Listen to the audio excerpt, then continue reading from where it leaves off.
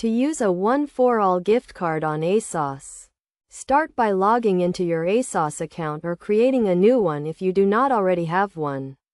Once you are logged in, browse the website and select the items you wish to purchase, adding them to your shopping bag. When you are ready to check out, click on the shopping bag icon and review your order. Click the Proceed to Checkout button and enter your delivery address and select your preferred delivery option.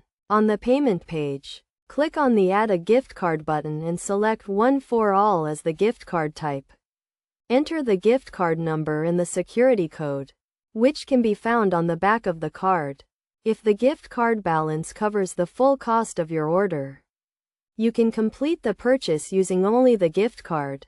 If the gift card balance does not cover the full cost, you will need to add a secondary payment method to cover the remaining amount. It is essential to note that One4All gift cards can only be used on the ASOS website and not in physical stores or on the ASOS mobile app.